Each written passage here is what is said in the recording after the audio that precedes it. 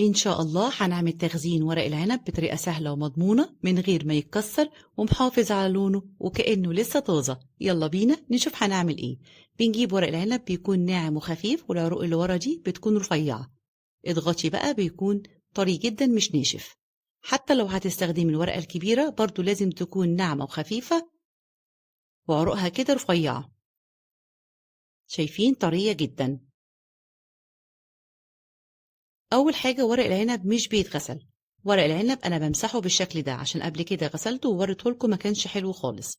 بمسح ورقة ورقة وهشيل العنقود بتاعها.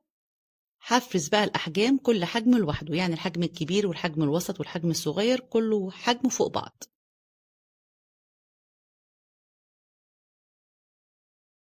ممكن تستخدمي بقى المقص الأسهل ليكي اعمليه. وادي كده كل الأحجام مع بعض. أحسن حاجة وأفضل حاجة هي الاسترتش، بس خلي بالنا مش أي لفة. اللفة اللي هنلفها النهاردة هي اللي هتحافظ لي عليه، مش هتخليه يتكسر معايا. يعني بجيب الورق كده فوق بعض، باخد الطرف اللي تحت ده البوز بتاعه كده هلفه، وهاخد الجنب اليمين لجوه والجنب الشمال لجوه وهلفه كأني بلف صبع محشي. اضغطي بقى كويس جدا لغاية لما تطلعي الهواء اللي فيه.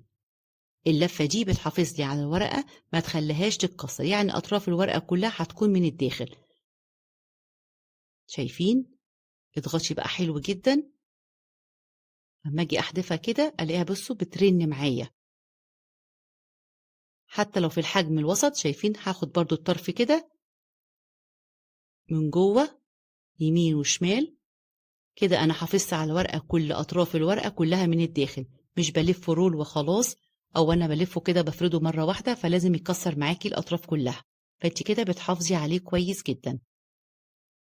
وادي الحجم الصغير. ولو عجبكم الفيديو منسوش الاشتراك في القناة وتفعيل الجرس وسيبولي تعليق حلو. شايفين ولا حاجة باينة من أطرافها، ده اللي هيحافظ لي عليه.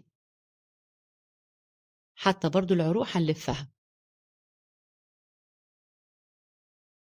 ممكن تجيبي بقى أي كيس بلاستيك أو كيس تلاجة هترصي فيه كده كل الأكياس بقى، تحطيها كده وتحطيها فوق بعض مش هيحصل لها أي حاجة.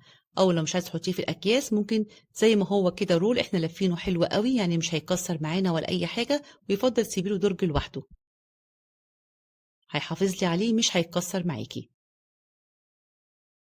وطبعا بعد ما يتفرزن احب ان انا اما اجي استخدمه بطلعه شويه على الرخامه واحطه تحت الحنفيه شطف شطفه حلوه جدا.